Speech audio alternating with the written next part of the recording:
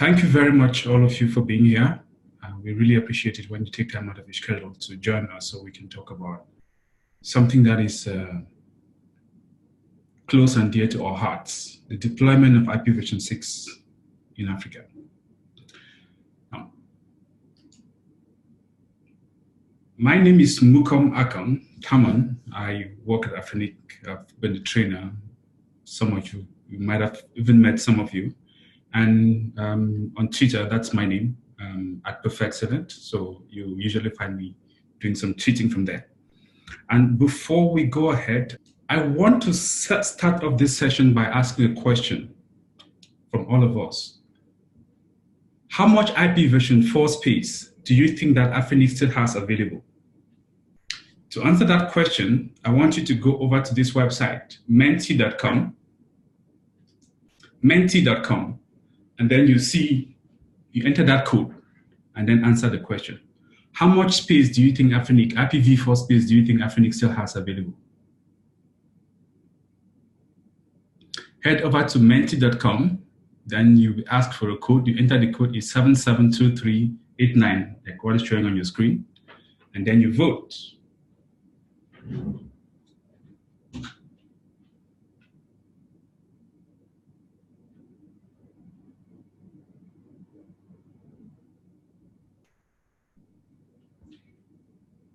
So head over to menti.com.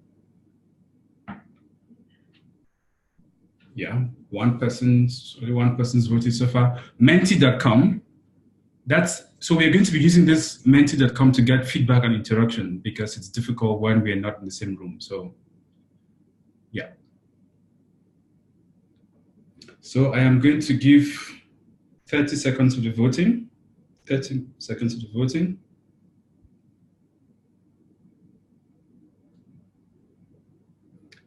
Only 5 people are voting, so have voted so far.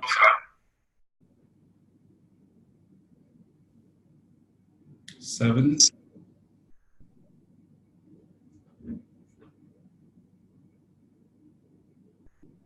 Yes. We've got 30 more seconds to vote. How much space, IPv4 space, do you think is left at Afrinic? Because as you know, Afrinic is the last RIR that has IPv4 space. How much of that space do you think is available at Afrinic?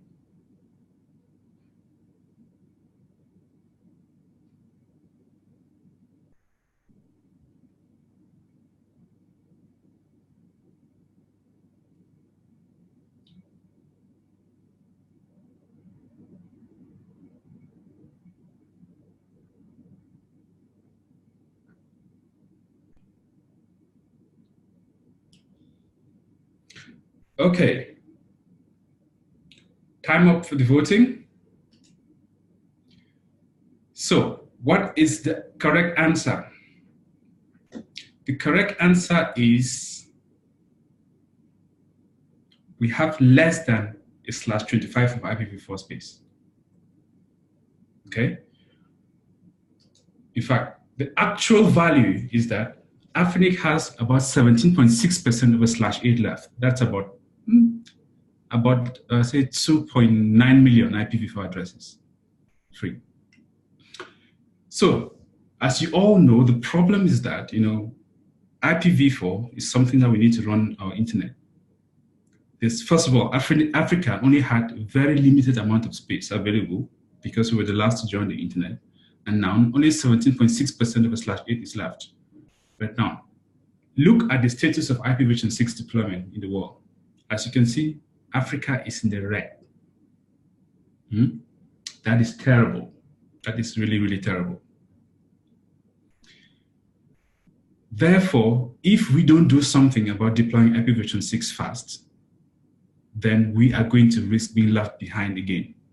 And that's not going to be a good thing. You are all joining us because you are network engineers, so network administrators, so network managers, so network leaders. And hopefully you believe that it is in your power to change this. Now, in order to understand this slow rate of IPv6 deployment, we at Afrinic, we decided to do a poll of all the network engineers that we've trained over the last 7+ years. Between us and Afrinic, we've trained more than 10,000 network engineers. And so we sent a question, we sent a survey to them. We asked them, okay, you've attended training, but you've not done deployment. If you have not done deployment, what has been your number one challenge? And that is the result. 38% of them, they said the main reason is that they just don't have the competence, actually the confidence to do it themselves. It's one thing, to be in a training and, go through the slides and go through the labs. But when they're faced with their network, they just don't have the confidence. That's what 38%. And in response to that, we created, the IPv6 help desk and the deployers. But notice what the second category was. 37% of them said the problem is that our managers just don't get it. Our managers will not allow us to deploy IPv6. Now, this brings us to why you are listening to me.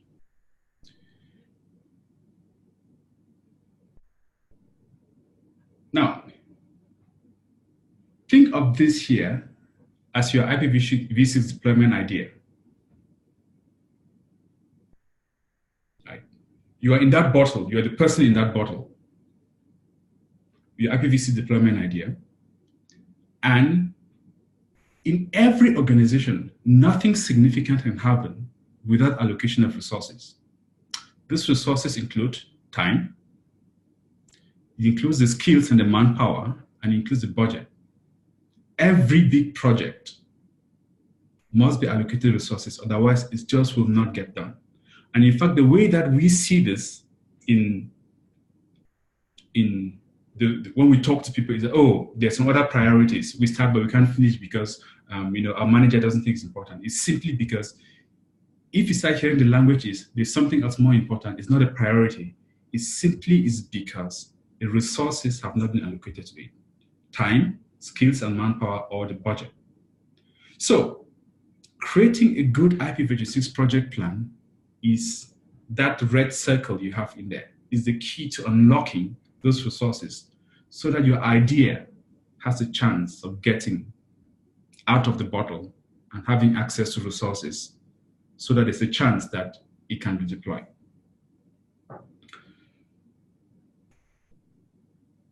Now, if you do not get those resources, what is going to happen is that your IPv6 deployment is going to remain a perpetual idea forever, or worse, it will be something like this. This is Foreshore Bridge in South Africa, right? The construction of this bridge was started in 42 years ago, 1977. And up till today, it has not been finished because around the early 80s, work just stopped and the government said, oh, it was due to budget constraints. That makes you think, how does someone even, okay, I'm not getting your voice, which I have access to. Should I have access to video? Okay, I'm getting a comment from Gaspard saying, I'm not getting your voice. Gaspard, can you hear me now? You should log in with your audio. You should join the audio call. Look for Zoom. You should look for Zoom and you should join the audio call. So this is an example of the kind of thing that you get when you do poor project planning.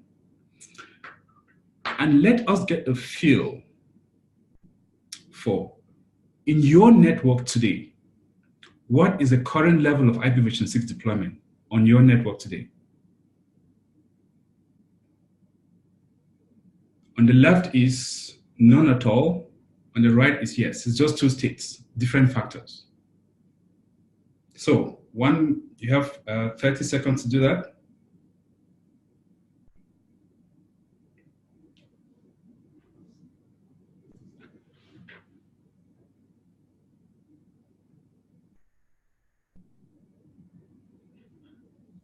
All right.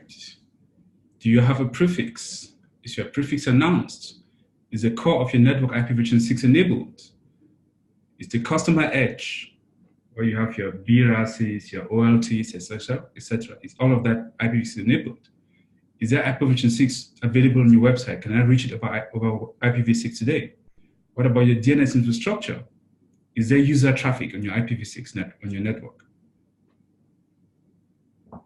Got 6 people who voted so far.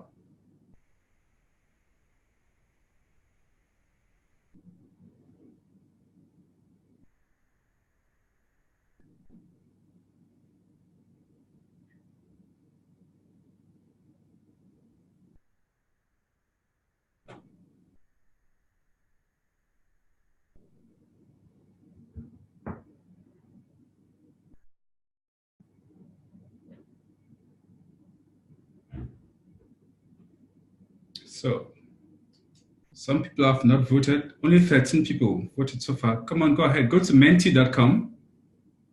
And then the link is 7723. The code is 772389.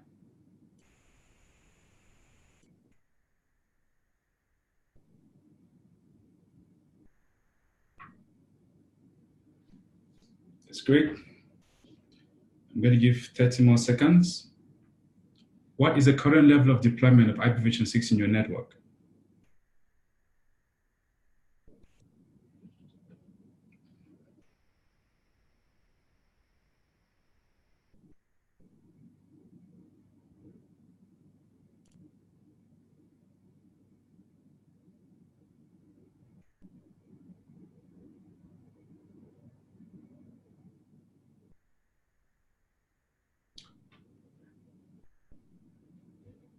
That's great. 20 people have voted so far.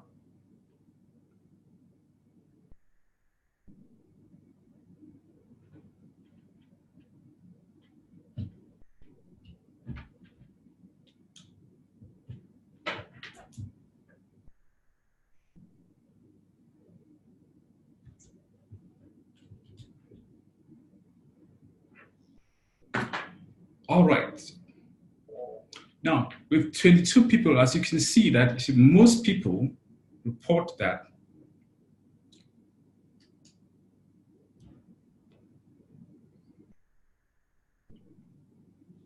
you have an IPv6 prefix.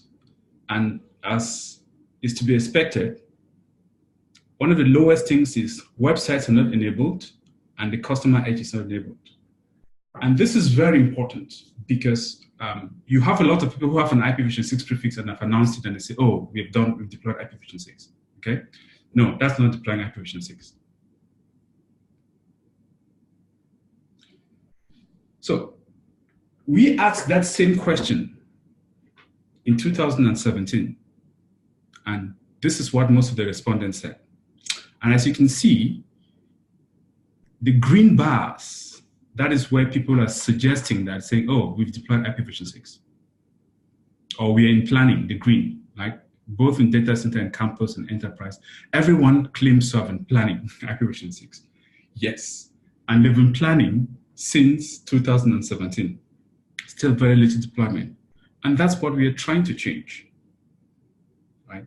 That's what we are trying to change. So, why do you need a project plan? There are 3 main reasons why you need to have a project plan. The first one is bring clarity. What is going to be clarified? What is going to be accomplished by the end of this project? Remember, we are saying that any big initiative can never happen in any kind of organization unless resources have been allocated to it. And so unless you're the manager or the CEO, you actually need the help of your manager. But very important, it's very important that there's clarity. When we say deploy IPv6, what do we mean? Does it mean IPv6 to websites? Does it mean IPv6 to our customers? Or does it just mean announcing our prefix to peers? There has to be clarity around that before you can have a project. That's what a project plan gives you. Secondly, a project plan helps you sell. I don't like the word sell, but the more appropriate word should be influence. Because project plans and the things that you're going to include in a project plan, that is the language of decision makers, of managers. Really, managers don't care about IPv4 exhaustion. As far as they're concerned, NAT is working, what's your problem? Right? But when you write down a good project plan, you now have a basis to speaking to them in the language that they understand. Budget, impact on strategy, etc., etc. And then thirdly, the project plan enables you to engage with the team, with management, etc., etc. But here's the problem. If you're a network engineer, you're asking yourself, but I'm not a project manager, right? Where do I start? What tools should I use? This is, because if you've heard anything from project managers, they say project managers, they use this, they do this thing called PMP. They have, 49 different processes. There are about 200 different tools. There are 7 major process areas. That can all be confusing, right? And so one of my favorite things to do is that, look, we have a simpler approach for you to do project planning. You don't need to be a network engineer. Here it is. Here's our simple approach. Step 1. Before I go to this, let me just tell you a short story that illustrates, the kind of challenges that you're going to face when you start using, terminologies like project management and scope and all of that. A man was flying in a hot air balloon, and then he realizes that he's lost. So what he does is that he reduces the height of the balloon as he sees someone on the ground. And then he asks the man, "Excuse me, can you help me? I promised my friend that I would meet him half an hour ago, but I don't know where I am." So the man below looks up at him and says, "You are in a hot air balloon. You are 30 feet above this field. You are between 40 and 42 degrees north latitude and 58 degrees west longitude." The guy in the balloon is confused and is looks at, "He must be an engineer or a programmer," he says. The man on the ground replies, "Yes, I am. How did you know?" The guy in the balloon says, "Well, everything you have told me is technically correct, but I have no idea what to make of your information. And the fact is, I am still lost." The guy on the ground says, "You must be a project manager, right?" And the guy in the balloon replies, "Yes, I am. How did you know?" So, "Well, you don't know where you are. You don't know where you're going. You have made a promise that you have no idea how to keep, and you expect me to solve your problem. The fact is, you're in the exact same position you were just before we met, but now you think it's somehow my fault." Hopefully, by the end of this webinar, you will not be that kind of project manager who starts a project and has no idea when people ask him, "What is the status? Where are we trying to go? Where are we?" Okay. Now, the first aspect of our approach is one, clarify.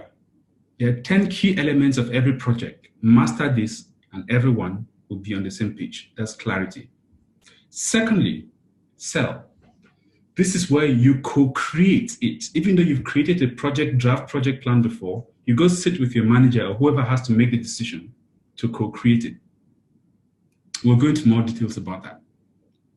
And lastly, you pick specific points in your project plan and elaborate and dig deeper, okay?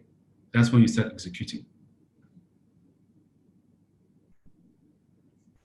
So let us look at each of the elements of the model that we're trying to teach you.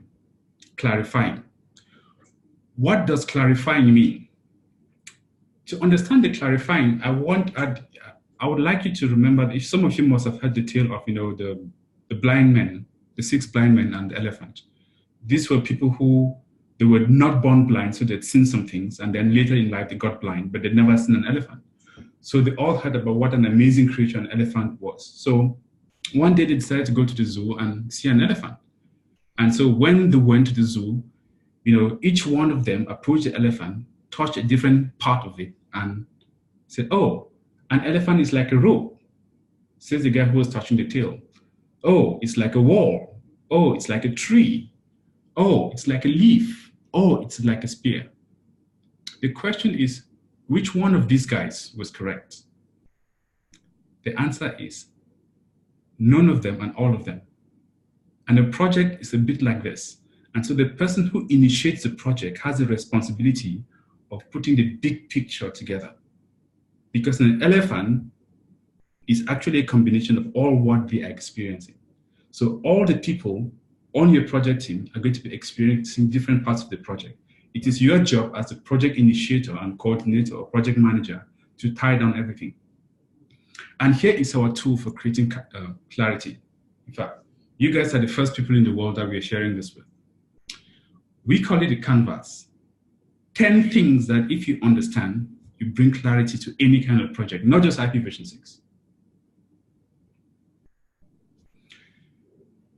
Now, the very first thing is every project has a purpose. Okay? Every project serves some customers and it provides certain key results. Every project has certain quality requirements, and every project has conditions in which you must operate, and there are certain milestones on the way. And of course, you need a budget, you need a team of people, you need the resources, and there are always risks. And of course, you have to define what is in scope and what is out of the scope. Because if there's, you must have heard it where someone asks you to do something and then, start adding more requirements, and then 2 years down the road, what was supposed to be simple, software to, print A, B, C, D, starts writing, the hieroglyphics or Greek or Arabic letters. That is what we call scope creep in project management. So these are 10 things that if you master them well, you'll be able to bring clarity to any kind of project. We are now going to walk you through each one of these areas. If you have questions, you raise your hand and, okay, there are 2 hands up. I see 2 hands up. Can you put your, if those who have their hands up, type your question, please. That is Farai and Emokuni. Can you type a question in the Q&A?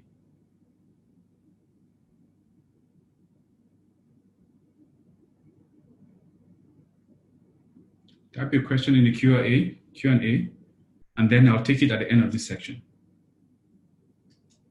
So, first of all, what is the purpose of the project? Why are we doing this project, and how will it change the future? You have to be able to articulate that clearly before you can get the attention of any manager, okay? Then, secondly, next step is, who are the customers? You need to identify 3 particular kind of customers. The person who will pay for it. This might be your boss or the director of finance or the chief financial officer, because ultimately every project is going to need money, whether for training, whether for buying equipment, etc. You also need to know who has the power to start and stop the project. It could be the sponsor or someone else. Again, it could be your boss or it could be you. You're the person who. The sponsor is the person who says, okay, now we've started, no, stop because this is not going right. And then finally, the most important is who is going to use the project output. So in the case of IPv6, it's going to be your end customers if you're an ISP.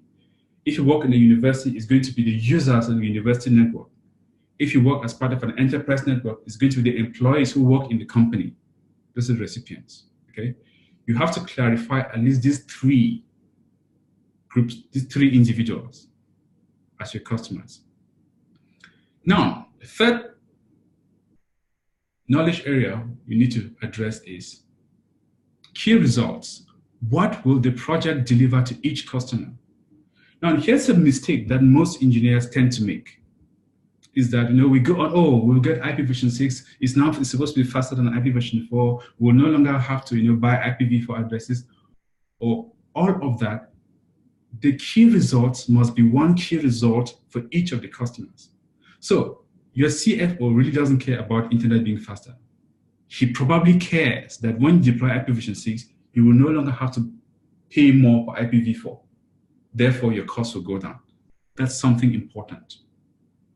For your customers, they really don't care that there's NAT. They care, because you have IPv6, you can now have a 4K streaming in your house without buffering or any kind of thing.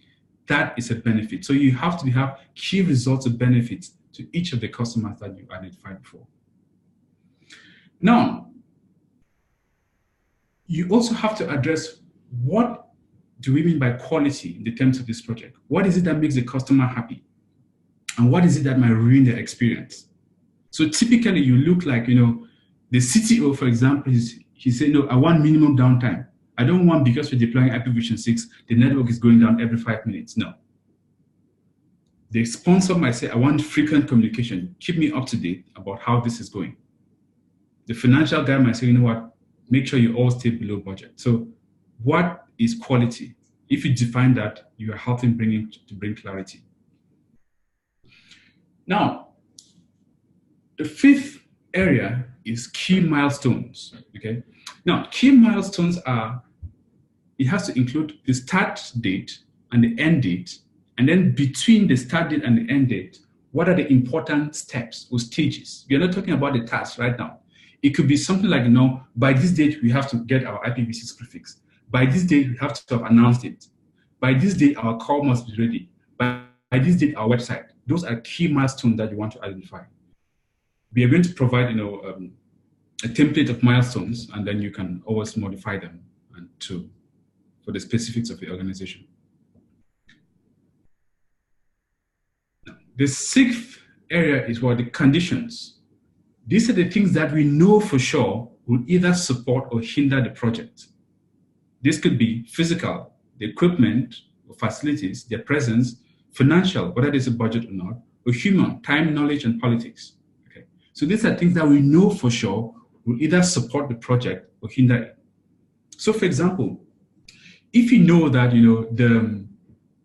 the CIO or the CEO was on a panel on IPv6, right? And where he sat and was talking about why IPv6 is important. That is a human factor that the CEO has been talking about this, therefore, he's likely to support this project. You want to know that. On the other hand, if you know that your CTO is someone who loves NAT because he thinks it brings security to the network, that is something that that will hinder the project because he's going to IPv6, no NAT, he's going to be against the project. So it's important to know the conditions, okay? What do we know for sure that will support the project? And what do we know for sure that will hinder the project? Next, of course, is the team.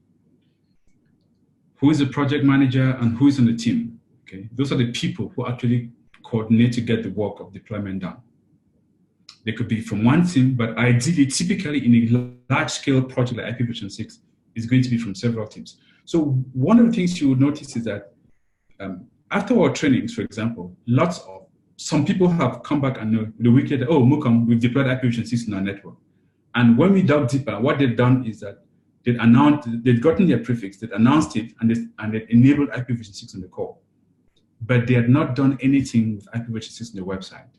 And they've not pushed IPv6 out to the end user. The reason is simple. Because website belongs in another department. And they maybe don't care about IPv6. So the more interdepartmental the team is, the better the chance that the project has clarity and is going to be successful. Of course, when you've got people, you have budget. How much money do we need for this? Do we need money for training? Do we need money to buy licenses? Do we need money for a test bed? All of that has to be specified in the budget. Apart from money, you need other key resources. Like, do you need meeting rooms? Do you need tools, like for project management? Do you need like a testing environment for testing things? What materials do you need? Those are resources that you need to, try and spell out. And then, of course, risks. Now, it is very easy to confuse risks with conditions. While conditions are the things that we know that can support or hinder the project, a risk are uncertain events that might hinder the project. So take, for example, let's say that the biggest IPv6 supporter in the company, there's just one person. What happens if he falls sick? What happens if he leaves the company? That's a risk that you want to, put into consideration to think about. Right? And then finally, we want to determine what is in scope and what is out of scope. So to recap, there are 10 specific areas that if you understand, you would have brought clarity to any project.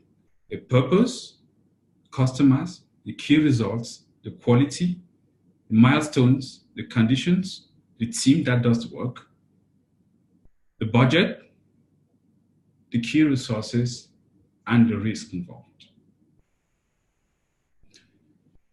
Now, and finally, of course, you want to identify things that are in scope or out of scope.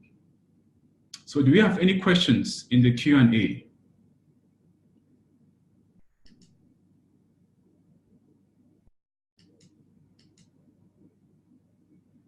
Okay, no questions in Q&A.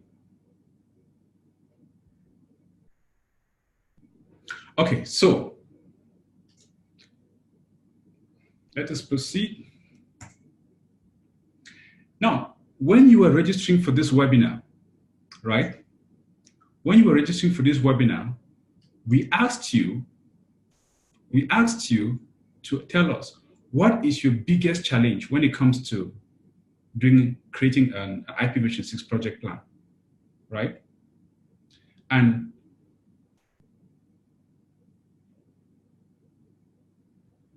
before I go into that, so just type here. First of all, why do you want to deploy IPv6? Just type it go to menti.com and 772389. So why do you want to deploy IPv6? So I'll give you 30 seconds for that.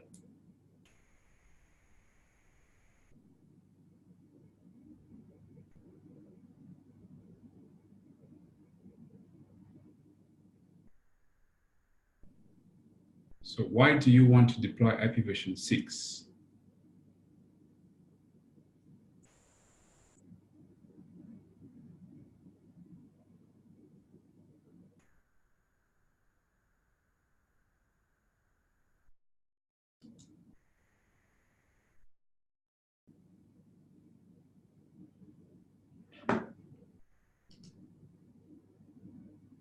Why do you want to deploy IPv6? To ensure, to support the future and to start learning now. That is a good reason. To cover the depletion of IPv4 space. That's a good reason. IPv6 is more secure and there is more IPv4 available. I think you meant that there's more IPv6 available. To reach the IPv6 wall and be reached by those networks. That's a very good reason, because more and more, the organizations that are moving to IPv6 only, we have to be able to reach them somehow. To be an example for others to join, or as you call it, you know what, you want to be the leader, an industry leader. You don't want to be the one just follow. So imagine the kind of publicity, free publicity, and the PR that your company will get once it, hey, we're the first full IPv6 provider in our country. That is amazing. To address IPv4 depletion, that is great, because like it or not, in 1 year's time or in 2 years' time, you will no longer be able to get IPv4 from Afrinic. So what if you want to grow your network? More devices are connecting to the internet, so you need more address space. That's a very good reason. For a better feature for ccTLD.sd, okay, you want the ccTLD to be able to support v4 and v6, the whole internet. That's a very good reason, because IPv4 is no longer available. So these are all very, very good reasons you guys are putting here, right? These are very good reasons you guys are putting here. And all of these reasons, for example, could go into the purpose of the project for each one of you.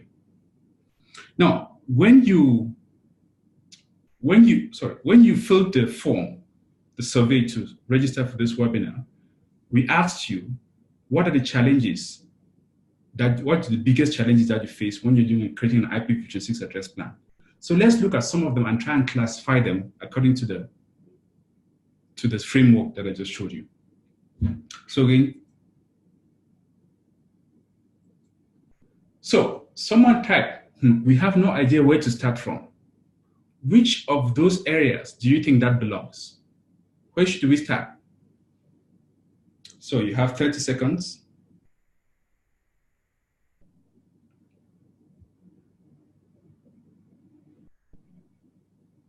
Someone says, I don't know where to start.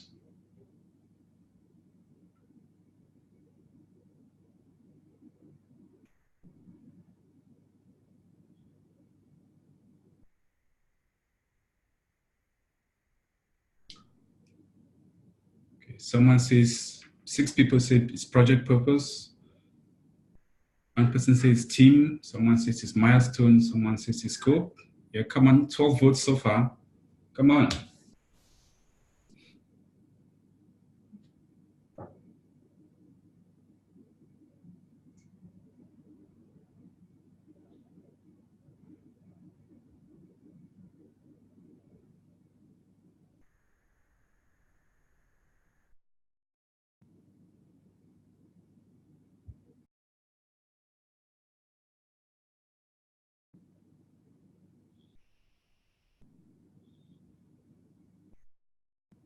So 30 seconds.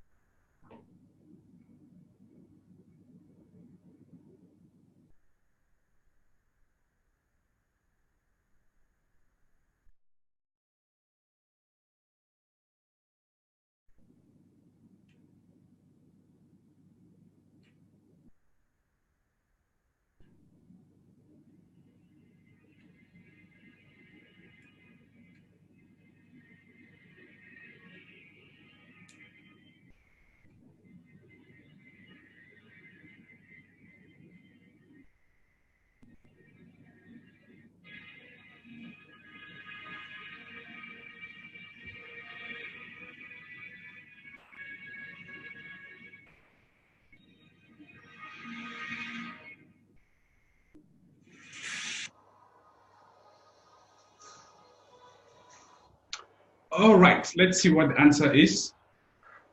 So the correct answer is, if you said that belongs to key milestones or project purpose, then you were correct, right? Because if you don't know where to start from, it's simply because maybe you haven't clarified what the purpose of the project is.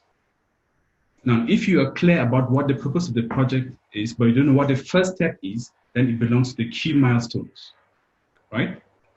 So next challenge that someone typed in, someone said how to configure tunneling techniques to allow V6 capable sites to talk to other V6 sites across V4 only network.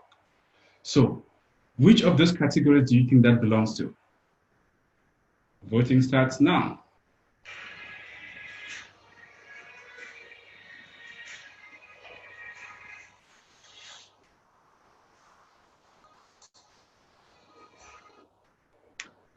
So put in your votes.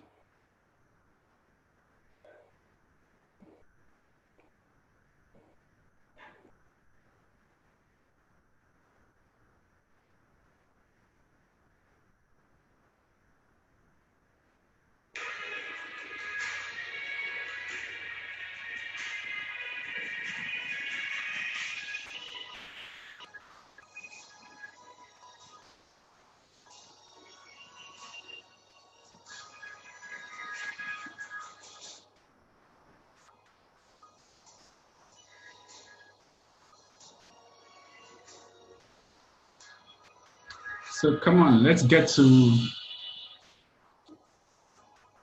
at least 40 votes.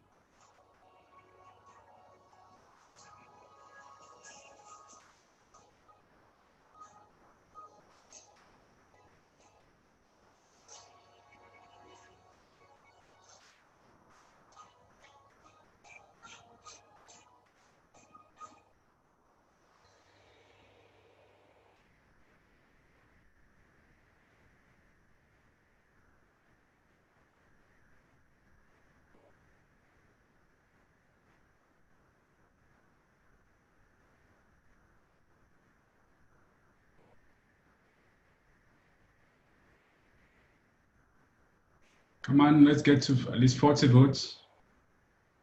Go to menti.com, everyone. So configuring tunneling, where do you think it belongs? Is it project purpose? Is it key results? Is it key milestones?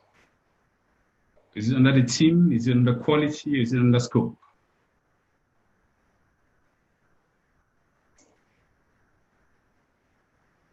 Thirty more seconds. All right. So what's the correct answer? The correct answer is that it belongs either under scope or key milestones. Because now for key milestones, at some point, the whole point is to not just do you want to add IPv6, but you could decide that, okay, I want to eliminate IPv4 completely from my network. And then, therefore, I need to have some kind of tunneling mechanism. Or it could be that one of your providers or some part of your network does not support IPv6. So you ask yourself, is this within the scope of the project or not? So those are the two correct answers. So the third thing that someone said is the business justification for the change. That was a challenge that someone typed in. So again, 30 seconds. Which project area do you think that belongs to? Having a business justification for a change. 30 seconds.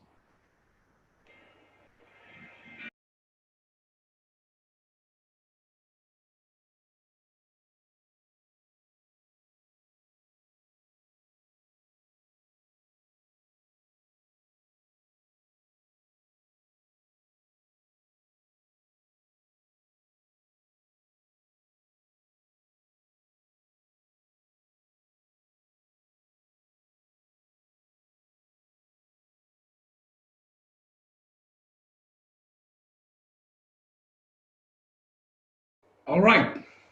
So what's the answer?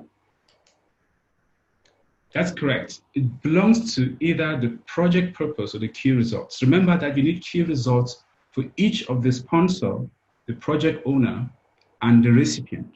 So the business justification is a key result that you have to put in for the project sponsor and the owner. Of course, you can also have it as part of the project purpose. So we have a couple more. Someone said how to master the technical inputs required to perform an IPv6 project correctly. Where do you think that belongs? 30 seconds.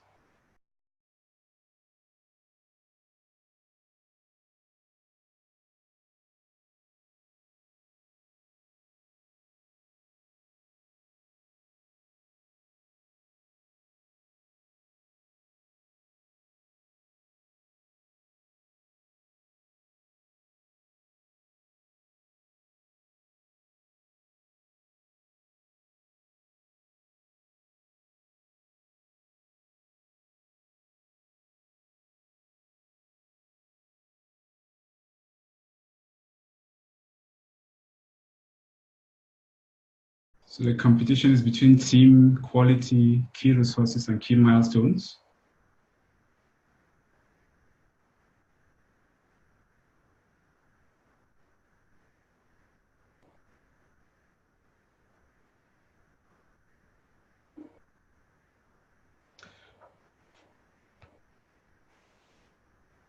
So someone says how to master the technical inputs required to perform an IPv6 project correctly. Where does that belong? So let's get to, come on, let us know what you think. This is how you participate. Right? If you were in a class, we'll be having this conversation, but we're not in a class. I can't see you, so this is how you tell me that you're out there listening.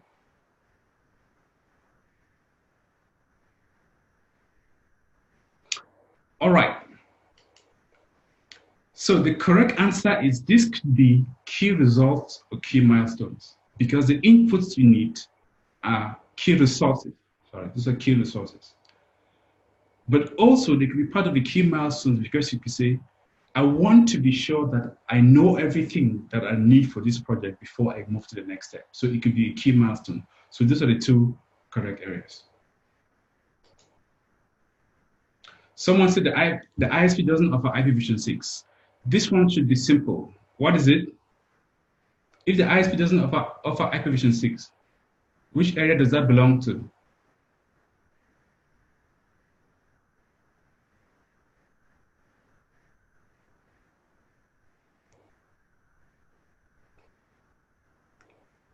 That is perfect. Everyone almost gets it correct. It's conditions. Because this is something that we know for sure. Because we know for sure that the ISP does not support IPv6. And we know for sure that that's going to impact the project negatively. So that is I'm glad we all get that correctly. Awesome. No, it's not part of quality. No, it is definitely not part of quality. Now, someone else types, I need to deploy IPv6 from scratch in our mobile network. Now, which element of the project will that apply to? I need to deploy IPv6 from scratch in our mobile network. Which element of the project does that belong to? Okay, someone says key milestones.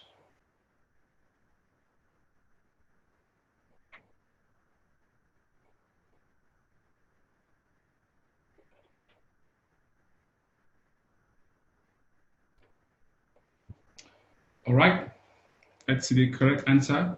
The correct answer is that belongs under key milestones. If you say you need to start from scratch, it simply means this has implications for what the start of your project is and what the end of the project is. Because you might start with get a prefix, but it just doesn't end with FTTH customers. It has to go right down to the mobile users. Thank you. So those are some of the challenges that you people specified in when you were registering for the webinar. What that does is that it helps you bring clarity, right? Once you have clarity on every project, then you can avoid situations like this. Because I'm pretty sure at the beginning of this, someone just simply said, oh, let's link both sides of the river banks together. And because of the lack of clarity, one part of the team was building a bridge, another part was building a tunnel. So you can imagine the conversation that happened when they got to the middle, right? That's right. So now that you've brought clarity, the next step is to get buy-in, right? You want to get your manager on your side, right? Now, every smart person, what you do before you do this step is you first of all fill that canvas. At the end of this survey, you get access to a copy of that canvas. You fill it on yourself so you understand what you're going to be talking about. Then, so let's just recap. First, you provide clarity. Then you sell to your manager. And then the last step is that you elaborate. So we are the part of selling. So this is what selling looks like. Right? You take this canvas that you filled, you and your manager, you go and present it to your manager. Now, please, don't try and do a PowerPoint presentation. It's just boring. It just doesn't work. Here's what we recommend you do. Print a copy of this canvas that you've already filled before. Book a date, go to your manager's office, or get into a boardroom or a meeting room, put a copy of this canvas on the wall, and recreate it in his presence. One of two things is going to happen. He's going to ask questions, he's going to make corrections, and he's going to put things in there and put things. See, that's where the magic happens. When you can get your manager contributing to creating this canvas, you're already getting his buy-in. Because then he said, oh, it feels like our thing, not the thing that this guy did and wants it to just rubber stamp, okay? So this is literally how you do it. Print a copy of the canvas, take it to his office or the meeting room, and then you put in sticky notes on them. And then we are on the last part, which is how do you elaborate?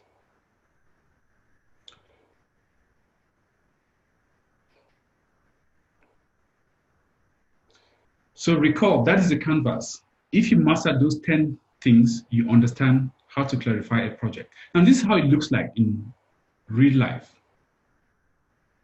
right? You put it in the wall, you get a couple of sticky notes, you fill in, purpose, customers, all of those boxes, right? One, trust me, if you are with a team, even better, right? Just put as many sticky notes. And there's a reason you use sticky notes. Use sticky notes so that you can move things from one box to another. You can change your mind, right? Now, once you've done this, then again, you take it, you go and do it again in front of the manager, giving your manager the opportunity to add sticky notes, therefore making it part of his own thing. That is where you have good clarity and then you have buy-in.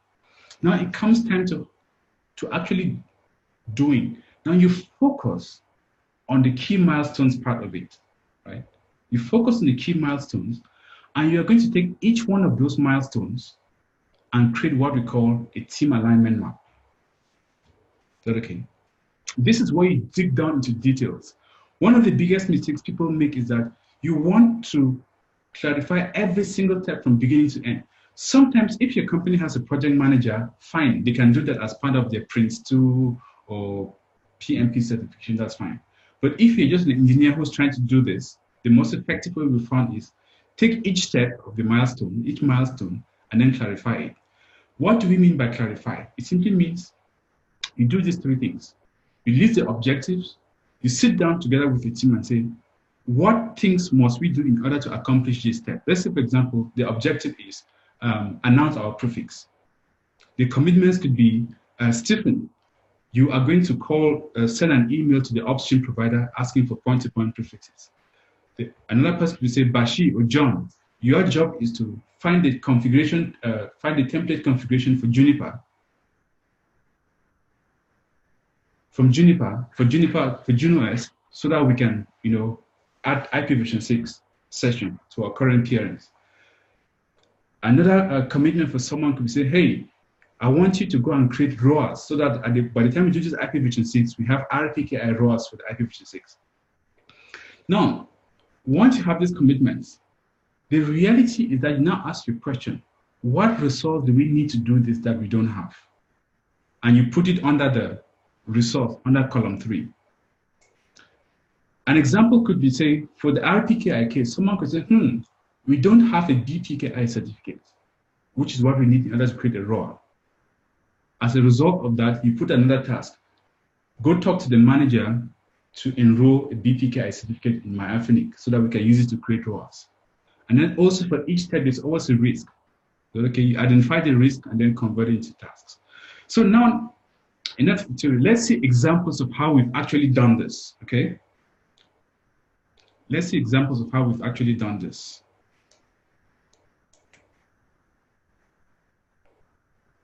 So this is a project canvas that we did for small mobile operator, for a mobile operator in a small country. So again, let's look at what they are.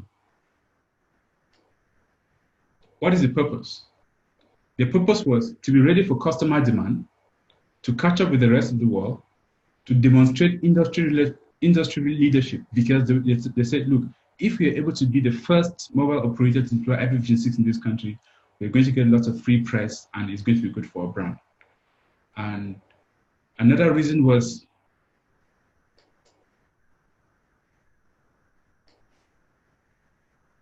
someone said some providers may at some point only offer content on IPv6, so they wanted to be ready for that day.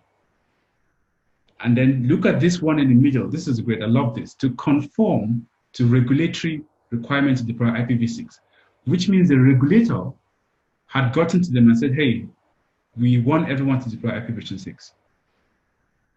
And also they said they want to be ready for a day when the vendors may only provide equipment that supports IPv6. Again, so this was the first version of the campus brainstorming.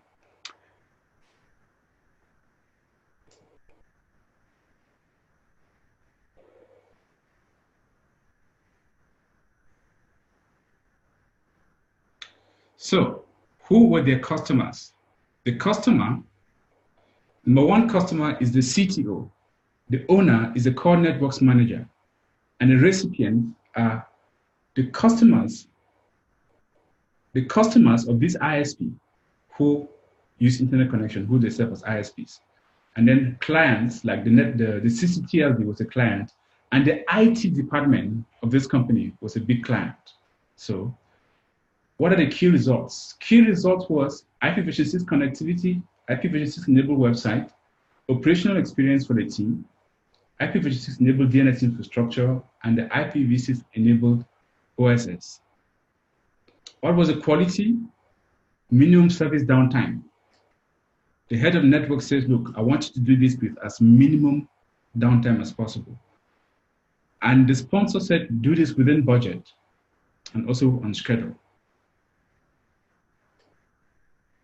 Now, what were the key milestones? We wanted to kick off on the 1st of October 2008, and then the milestones would be pairing with all upstreams and the peers, have IPv6 on the core network, have the access MPLS network IPv6 enabled, enable IPv6 in all public services, connect our first network, and then we'll finish and launch it publicly on a certain date. What were the conditions? So you see the management buy-in. This actually was their management that said, we want you to give us a proposal for a project plan for IPv6. So that is already something that's in the favor. Also, it was good that most of the tech team had already had IPv6 training, so which means IPv6 was not going to be new. But the things that were likely to hinder the project is that there were other projects running in parallel, like they wanted to do 5G as well and some SDN things. And they knew that there were some devices on the network that did not support IPv6. And outside of the IT team, the networking team, particularly in the IT department, there were some teams that did not have IPv6 training. So those were conditions.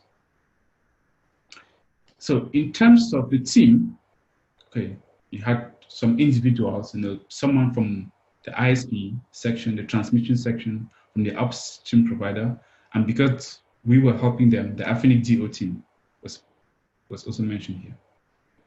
Of course, budget is, if people have to work overtime, there has to be budget for overtime and also for training for those who don't have training. And key resources, they need a test beds, they need a meeting room. And the risk could be that, customers might not be ready because, you don't control the customer's network, so they might not be ready. That there might be human resource constraints. With multiple projects going on, there might not be time.